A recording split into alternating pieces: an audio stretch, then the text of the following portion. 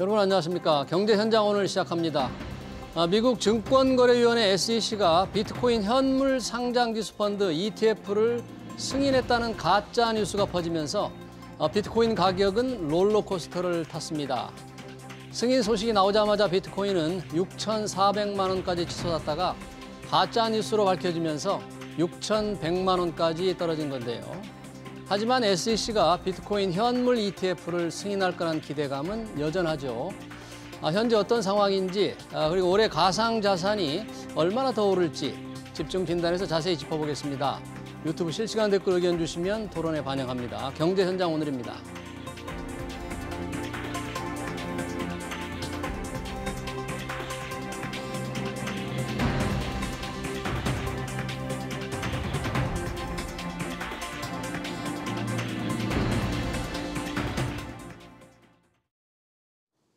네, 비트코인 가격 동향과 현물 ETF 관련 토론하기 위해서 두 분 모셨습니다. 이병욱 서울과학종합대학원 디지털금융 주임교수, 윤석빈 서강대 특임교수 나오셨습니다. 어서 오세요. 네, 반갑습니다. 네, 반갑습니다.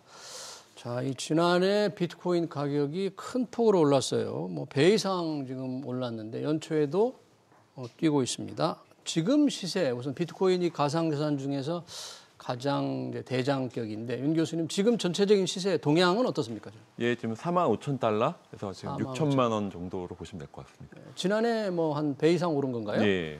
워낙 지금 올해 여러 가지 기대감 때문에 예. 사실은 상승률이 이제 높은 편이었죠. 비트코인이. 예. 이더리움 비해서 많이 이더리움. 가상 자산이 이제 비트코인도 있고 또 이더리움도 있잖아요. 네. 이더리움은 어땠어요? 사실은 상승률로 보면 비트코인 수준도 높았고요. 예. 거기서는 이더리움 거기 한 반 정도, 한 70%, 60% 정도로 보시면 될 것 같습니다. 그러네요. 자, 이 교수님, 이 비트코인 상승세가 미국 증권거래위원회가 비트코인 현물 ETF 이거 승인을 할 거다. 미국 시간으로 10일까지 무슨 결정을 해야 된다는데 이게 어떤 내용입니까? 지금 한 14개 이제 자산운용사가 이제 ETF 상품을 신청한 거고요. 사실 이제 작년에 신청했던 게 이제 이게 기각이든지 승인이든지 결정을 해줘야 되는데 예. 그간은 이제 결정 안 하고 미뤄오다가요. 3번을 미뤘거든요. 3번이나. 이제 마감 시각이 가장 먼저 승인한 이제 아크인베스트라는 회사가 이제 신청한 게 예. 10일에 승인이든 기각이든 이제 해야 되는 데드라인 온 거고요. 10일 데드라인을 그거를 시초로 이제 남아 있는 나머지 회사도 승인이든 기각이든 해야 되고 그 동안은 거의 10년 동안을 계속 기각을 했었거든요.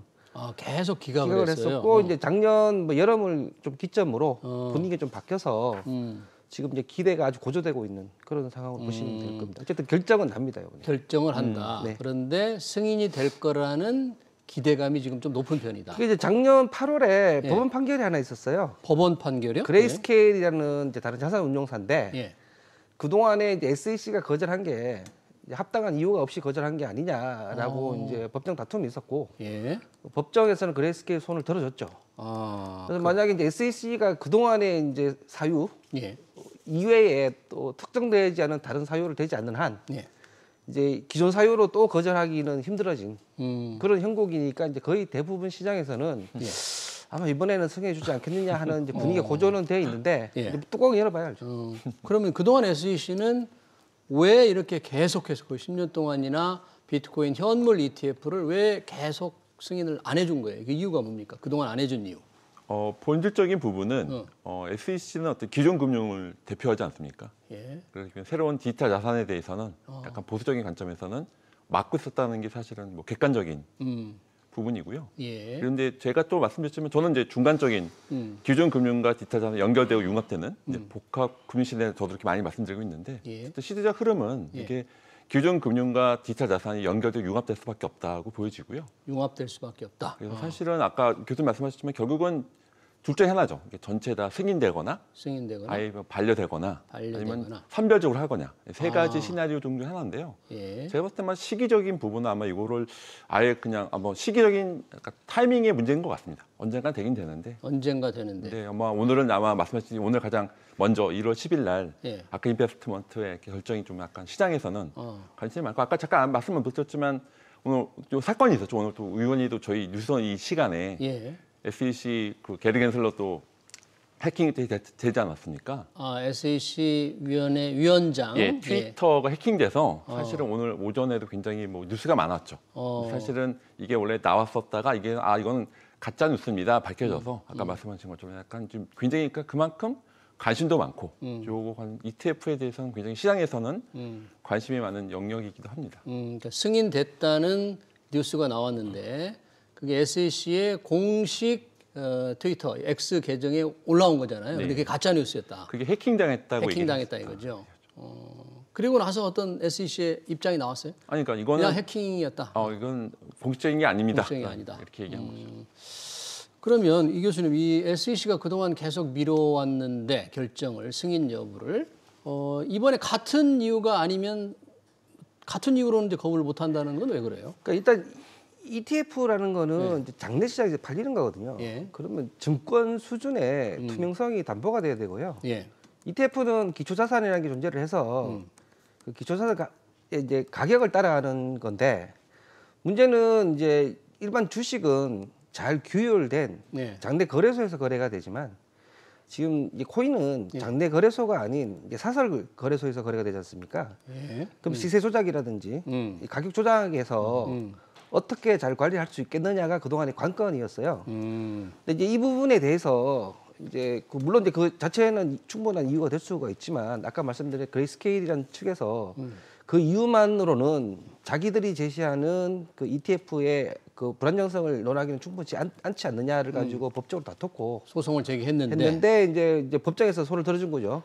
그레이스케일에 손을 들어줬기 때문에. 그래서 이제 그동안에 리젝트한 단순히 이제 투명성이라는 사유만으로는 조금 이제 옹색해 보일 수가 있는 거죠. 만약에 또 똑같은 이유로 뭐 거절할 수는 있겠으나 그랬을 때는 또 다른 이제 법정 다툼이 생길 수 있어서 입지가 이제 넓지 않다 이렇게 보시면 될 거고요.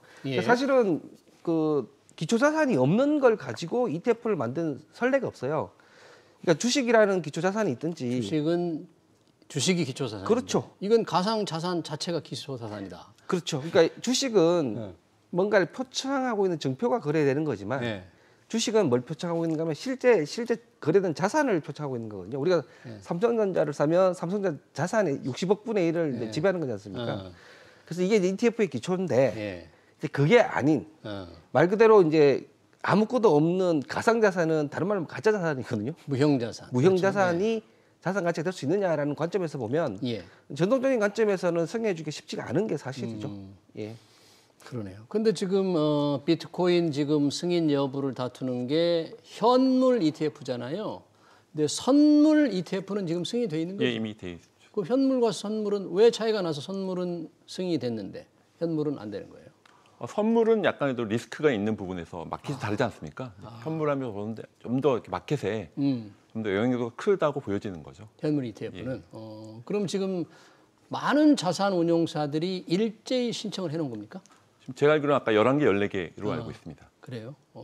근데 저는 아까 교수님이 말씀하신 거 저는 약간 중간적인 관점에서 저는 약간 리거시 금융과 저는 양쪽을 다 보고 있긴 한데 아마 자산에 대한 부분에서 ETF의 부분에서 봤으면 10년이라는 역사가 있지 않습니까? 비트코인 자체. 그래서 그거 자체에 대해서 자산으로는 아마 인정을 하지 않을까. 그런 시장에서에 대한 금융 자산으로. 그러니까 그런 기대감이 있는 것이고요.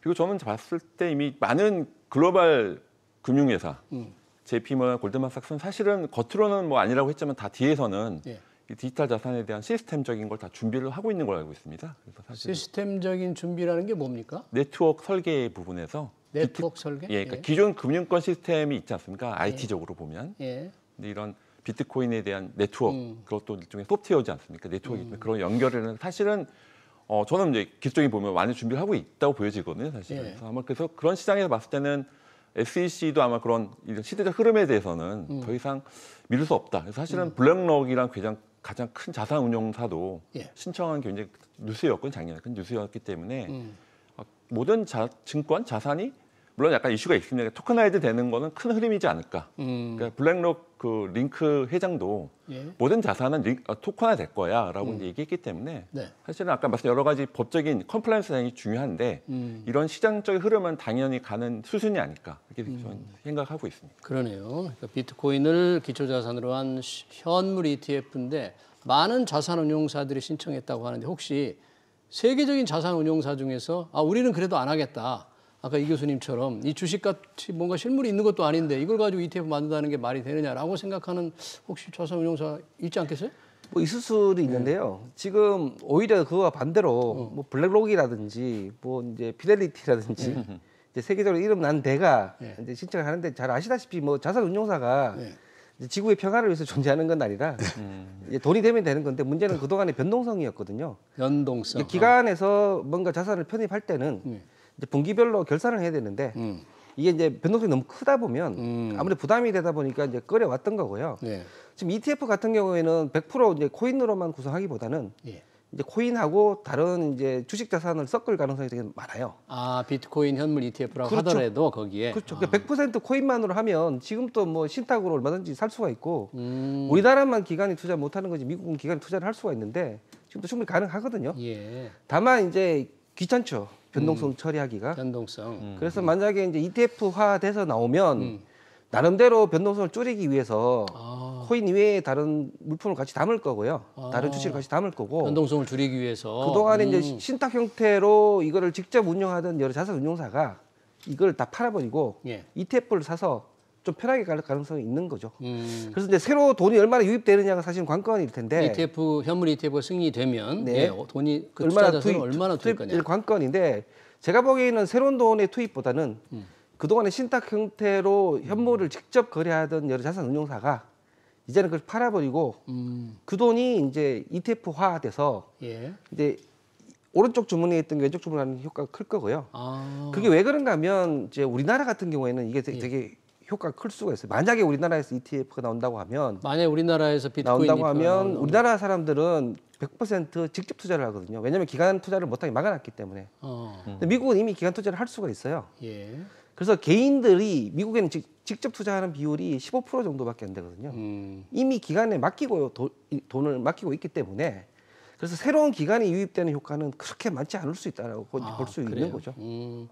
아니 지금 비트코인 가격 급등하는 게 이 SEC가 비트코인 현물 ETF 승인하면 투자 자금이 좀 많이 몰릴 거다. 그래서 가격이 오를 거다 이러는데 우리 이병욱 교수께서는 이제 새로운 자금의 추가 유입은 그렇게 많지는 않을 것이다. 그러니까 예를 들어서 지금 이제 나오고 있는 추정이 1억 간다, 2억 간다라고 추정이 나오고 있습니다. 비트코인 가격이 1억? 그런 전망까지 있어요? 1억? 예, 2억이라는 전망까지 나오고 있는데 그런 추정이 가능하려면 그만큼 유동성이 들어와야 되는데 그런 유동성을 주체는 이제 기관밖에 없거든요. 근데 이미 아시다시피 FTX 사태 거치고 루나 사태 거치면서 이런 변동성 때문에 대부분은 자산 편입을 아주 최소화를 하고 있거든요.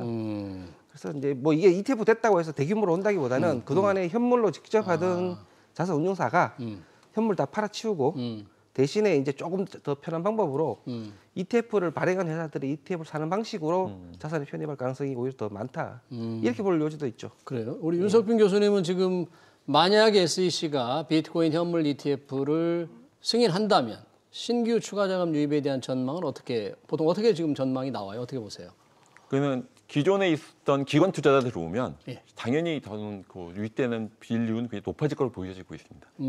워낙 전체 자산의 1%밖에 안 되거든요. 현재는 비트코인 비율이 전체 자산의 1%밖에 안 되기 때문에 기관 투자자의 자금이 조금만 들어와도 굉장히 많이 늘 수가 있기 때문에 제가 봤을 때는 아마 교수님이 하셨던 저도 충분히 이해가 되긴 합니다만 아마 생각보다 저희 나라도 그렇고 해외도 그렇고 거기에 대한 준비는 많이 하는 걸 알고 있습니다. 그래서 단지 주머니가 가는 것 분명히 존재할 것 같긴 한데 제가 봤을 땐 다른 새로운 약간 기회랄까요? 그런 새로운 기회를 찾는 신사업 관점에서는 더 많이 유입될 가능성도 있다고 생각합니다. 그럼 지금 시점에서는 지금 이 SEC가 비트코인 ETF, 현물 ETF 승인을 할 거라는 기대감은 높은데 뭐 안 할 수도 있는 거 아닙니까? 아직 지금 하루 정도 지금 남은 거죠, 결정하는 게? 그렇죠. 이제 일단 아까 자꾸 레거시라 말씀을 쓰셨는데 레거시 관점에서 보면 안 해주는 게 정상이죠. 왜냐하면 안 해주는 게? 이제 이게 모든 금융의 시작은 그 평가 가능한 담보에서 출발을 하거든요. 그러니까 그 대표적인 게 부동산이죠. 거기서 출발해서 다른 이제 파생 자산이 계속 나오는 건데. 예를 들면 코인이 담보 역할을 할 수 있느냐라는 질문이에요. 근데 사실은 아무것도 없는 거지 않습니까? FTX 사태가 왜 터졌는가 하면 미국 그 거래소 FTX. FTX라는 거래소가 발행한 FTT라는 전혀 기초 자산이 없는 걸 담보로 이제 신용은행이 법정화폐를 빌려줬단 말이에요. 그러니까 이게 그때 이제 제기한 큰 의문 중에 하나가 과연 이게 담보 역할을 할 수가 있느냐라는 거고요. 이게 이제 기초자산 역할을 하겠다라고 지금 이 ETF에 편입되겠다라고 얘기한 거는 그럼 과연 이게 기초자산 역할을 할 수 있느냐라는 거거든요. 근데 그런 관점에서 보면 정상적이라면 SEC가 승인 안 해주기 맞는데 예. 뭐 미국이라는 시장 잘 아시다시피 뭐 우리가 말해서 소위 말 규제 포획이 워낙 많이 일어나는 이제 국가 쉽게 말해서 정상적으로 그래야 이제 규제가 만들어진 게 아니라 이제 로비라든지 이렇게 워낙 활발해서 이제 정당성하고 상관없이 뭔가 일어나는 국가다 보니까 예. 뭐 어떻게 될지는 알 수가 없고 이제 지금 전망은 뭐 90% 이상 될 거다라는 전망이 지배적인 거는 사실입니다. 그래요. 근데 뭐 안 될 가능성도 있긴 있는 거죠. 그동안에 지금 SEC 위원장이죠. 아까 말씀하신 게리 겐슬러 위원장은 비트코인에 대해 상당히 부정적인 가상자산에 대해서 뭐 투기로 쓸 수 있다, 뭐 자금 세탁으로 이용된다 이렇게 좀 계속 부정적으로 얘기했던 분이라면서요. 재밌게도 원래 게리 겐슬러 위원장은 원래 전에는 비트코인이나 그런 암호화 자산 잘 아시는 분이에요. 제가 알기로도 공부를 많이 하셨던 분인데. 잘 아시는 분인데 사실은 많은 시장에서는 오면 더 잘해주실 거라 느꼈는데 예. 어쨌든 이제 SEC 또 위원장이시니까 기존 컴플라이언스 관점을 말씀을 많이 하고 계시는 건 맞고요. 그래서 예. 비트코인은 증권이 아닌데 심지어는 이더리움도 증권일 수 있어라고 얘기해서 좀 많이 이슈가 좀 됐는데 말씀하신 것처럼 약간 SEC의 수장이시기 때문에 현재 약간 그런 보수적인 관점을 얘기하고 있는 상황은 맞습니다. 지금 SEC만 해도 이런 비트코인이 뭐 마약 거래라든지 이런 불법 자금 거래에 악용된다는 걸 굉장히 걱정하는 것 같던데 그런 면에서도 지금 계속 이 현물 ETF 승인을 좀 미뤄오는 이유가 되나요? 그 충분히 이제 그 많이 걱정되는 부분이 방금 말씀하신 익명 거래가 가능하다는 점. 예. 그래서 이제 자금 세탁 특히나 이제 자금 세탁 방지 기구는 FATF가 전 세계적으로 지금 법령을 이제 만들려고 이제 공고문까지 내고 있는 실정이니 당연히 영향을 많이 미쳤을 거고요. 이제 그럼에도 불구하고 이제 자산 운용사 입장에서는 고객이 돈 벌 수 있는 기회를 왜 뺐느냐라는 이제 논리로 같이 그동안 SEC와 쌓아서 왔고 그래서 SEC의 유일한 이제 항변은 아까 말씀드린 투명성. 왜냐하면 가격 자체가 기초자산이라는 게 가장 핵심인데 그게 거래되는 거래소 자체가 규율받지 않은 시장이다. 이게 가장 큰 거였죠. 규율받지 않는 시장. 어느 논리의 싸움이 이번에 이기느냐 뭐 이렇게 보시면 될 것 같습니다. 거래된 거래소가 규율받지 않는 시장인데다가 변동성이 또 워낙 크니까. 변동성도 크고 이제 그동안에 아시다시피 공룡이 이제 펌프 앤 덤프라는 말이 있을 정도로 가격을 끌어올렸다가 집어 던지고 하는 가격 조작이 워낙 이제 많이 일어나는 시장이다 보니까 그걸 기초자산으로 장내 시장에서 운영한다는 게 말이 되느냐라는 게 그동안 논리였죠. 그렇죠. 관련해서 이제 거래소의 규율이라든지 이 관련 업자들의 뭔가 이 정당성 볼 때 아까 얘기해주신 거래소 그 FTX가 이제 사실상 몰락했잖아요. 그리고 바이낸스도 이 CEO 장펑 자오 이 자금 세탁 방지법으로 CEO 자료를 내놓았는데 이 두 사건은 뭔가 이 가상자산 시장에 대한 투자자들의 신뢰를 많이 좀 떨어뜨리는 대표적인 거로 봐야 되지 않겠어요? 네, 맞습니다. 그런 리스크는 좀 아직 여전히 있는 거 아닙니까? 워낙 얼리 스테이지 마켓이고요. 그래서 말씀하신 것처럼 기존 금융권을 보면 아마 이해되지 못하는 프로세스라든지 사건 사고가 많은 건 맞습니다. 그래서 이제 저는 어쨌든 이게 기술의 혁신적인 부분에서 나올 수 있는 하나의 다 사례라 보여지고요. 말씀하신 것처럼 신뢰에 대한 무너진 게 분명히 있지만 그렇다고 그 물결을 막을 수 있는 건 아니다. 그러니까 워낙 저희가 뭐 인터넷 모바일도 겪었지만 많은 사실 그때 혁신이 일어나자면 또 많은 사건 사고가 있지 않았습니까? 그런 것처럼 모든 기술 혁신은 이런 또 부작용은 분명히 존재하지만 그렇다고 해서 그게 약간 경쟁 원리나 이런 거 좀 더 보완돼야 돼 그런 식으로 제가 장치가 되는 거지 그렇다고 이게 아예 그렇다고 인터넷 모바일을 저희가 막진 않지 않습니까? 그런 것처럼 이 웨이브는 막을 수는 없다. 이미 큰 흐름이다. 저는 이게 아마 교수님하고 얘기하면 이렇게 약간 디베이트 될 줄 일부 예상은 했는데, 그러니까 아마 기존 금융이나 이제 관점이 있고, 저는 약간 중간적인 관점 말씀을 드리면 어떤 이런 시대적 흐름 부분에서는 아마 SEC나 기존 금융권에도 많이 준비를 하고 있는 걸 알고 있어요. 그래서 가장 대표적인 그 보수적인 CBDC라든지 STO라든지 이런 것들이 기존 금융권에서 블록체인 기술을 이용해서 하는 거는 제가 볼 때는 이건 큰 흐름이지 않을까 생각하고 있습니다. 저는 이제 저희 시청자들도 이 기술적인 면을 잘 알 수도 있겠지만 모르는 분도 있을 텐데 이 블록체인 기술은 뭔가 첨단 산업에 필요할 것 같은데 거기에 이 가상자산 같은 코인은 왜 필요한가 이렇게 의문을 던지는 분들도 여전히 좀 있는 것 같아요. 그러니까 그게 이제 우리가 좀 구분해서 봐야 되는데요. 지금 코인이 기술이냐 아니냐는 건 다퉈야 될 일이고요. 예. 그 다툼하고 상관없이 우리가 지금 얘기하고 있는 거는 예. 그 코인을 거래하고 있는 거래 시장을 얘기하고 있는 거예요. 거래 시장.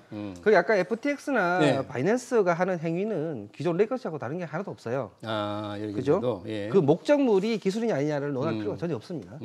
자, 근데 여기서 하는 행위 중 가장 큰 문제가 뭐냐면 오히려 기존의 레거시 금융은 법령에 의해서 탈중앙화돼 있어요. 네. 우리 예를 들면 이제 명의계서는 예탁결제원이 하고요. 예. 거래는 거래소가 하고 그 상장심의위원회가 있고 폐지위원회가 있고 완전히 분리가 돼 있거든요. 권력이. 근데 지금 거래소는 뭐냐면 자기들이 심사하고 자기들이 발행하고 거래하고. 자기들이 유통하고 그러니까 모든 헤게모니를 거래소가 다 갖고 있어요. 탈중앙화 아니라 다 중앙화돼 있는 그렇죠. 그래서 이제 아까 말씀드린 것처럼 자꾸 코인이 기술이 아니냐라는 걸 논의하는 것과 지금 현재 탈중앙화 전혀 되지 않은 상태로 모든 헤게모니를 가진 중개소가 거래하고 있는 행위하고는 분리해서 논해야 되고요. 이 거래소가 하고 있는 행위는 반드시 규율을 받아야 되는데 그러네요. SEC가 말하는 부분도 사실 금융에서 제일 해서는 안 되는 일이 발행자가 스스로 유통하는 거거든요. 발행자가 유통까지 하는 왜냐하면 이거는 바로 불안전 판매하고 바로 연결이 됩니다. 왜냐하면 예. 더 많이 팔기 위해서. 그 대표적인 게 하나 DLF 사태였거든요.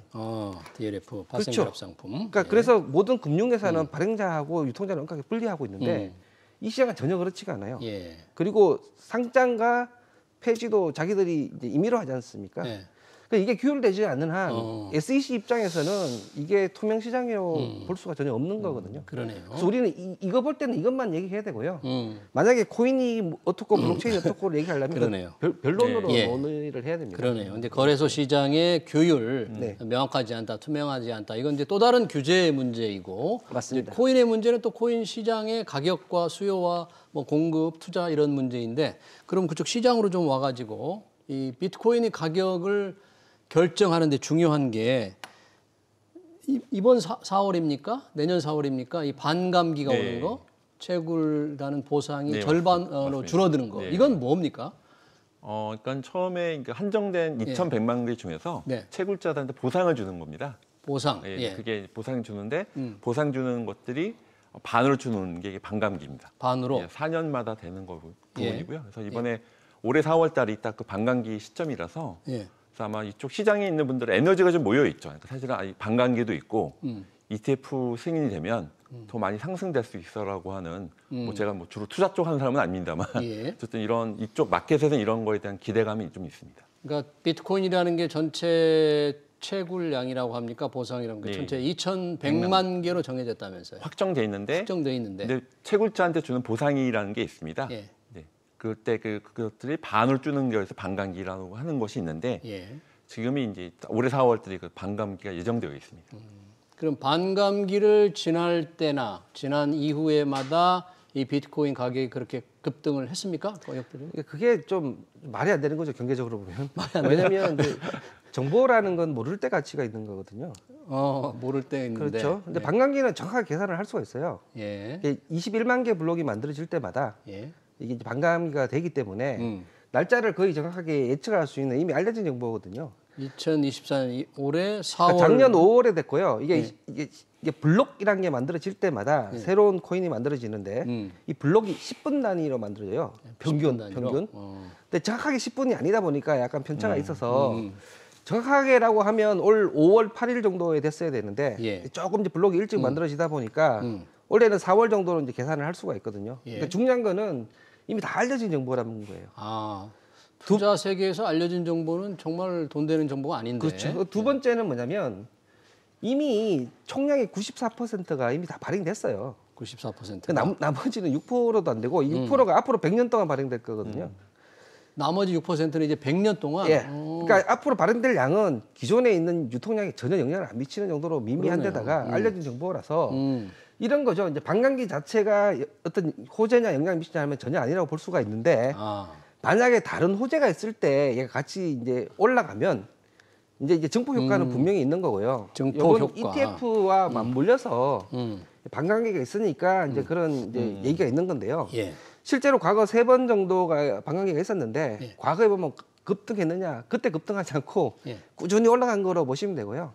그래서 이거 자체로는 이게 어떤 뭐 효과가 있다라고 말하면 그건 경제적으로 맞지 않는 얘기고요. 다만 그러네요. 얘와 마침 다른 호재가 증폭될 때 어떤 이제 시너지는 분명히 있었죠. 그러네요. 그러니까 이번에는 이제 비트코인, 미 SEC가 비트코인 현물 ETF를 ETF와, 예. 승인한다고 하는 것과 곧 다가올 반감기와 맞아 떨어지면서 지금 주가가 오르고 있다. 예. 그래프 잠깐 나오는데 사실은 지난 역사적으로 보면 예. 그 반감기에 대해서 아까 상승했던 건 분명히 존재한 데이터로 한번 있거든요. 그래프를 볼까요? 저희도 어떻게 올랐는지 반감기 한번 좀 설명 좀 해주시죠. 언제가 반감기였나요?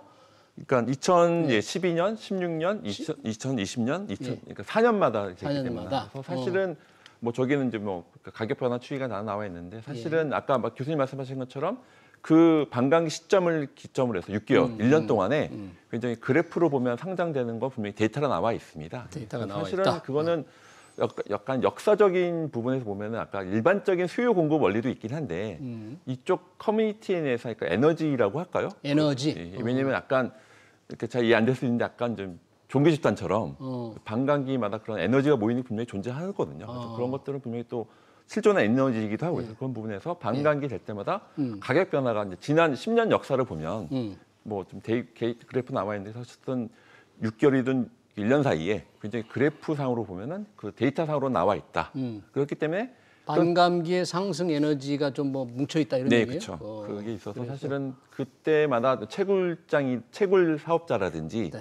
이쪽 마켓에 대한 홀더라든지 그런 것들 에너지가 있는 거 분명히 존재하고요. 그래서 네. 그 점에서 데이터로 보면 분명히 지난 역사를 보면은 반감기 이후에 상승됐던 건 다 나와 있기 때문에 예. 그런 거에 대한 기대감이 있고 아까 말씀하신 것처럼 이번에 또 ETF 승인이 좀 겹쳐서 상승 작용이 굉장히 강할 수 있다라고 하는 것들 그래프 나와 있는 그런 것처럼 지금 현재 반감기 이후로 그런 것들은 이제 뭐 알겠습니다. 10년 동안 데이터로도 나와 있다는 말씀드리고 싶습니다. 만약에 SEC가 내일이죠. 내일 기준으로 해서 승인을 안 하고 다 거부를 했다. 또 다시. 그래 버리면 비트코인 가격 급락하게 될까요? 그렇게 봐야 되겠죠. 왜냐하면 이게 이번 상승 동기는 작년 하반기부터고요. 예. 그때 하반기부터 이제 거의 6개월, 7개월을 이끌었던 동력은 오로지 ETF였거든요. 근데 적어도 이제 그만큼은 내려갈 거라고 보면 예. 최소 50에서 100% 이상은 내려갈 수 있는 거죠. 만약에 거절된다라고. 거절된다면. 예, 예. 전체적인 올해 이 기관 투자가들이라든지 비트코인 이 가상자산 가격 전망이 있잖아요. 아까 잠깐 뭐 1억 전망하는 분도 있다고 그러는데 대체로 어떤 전망들이 좀 있어요?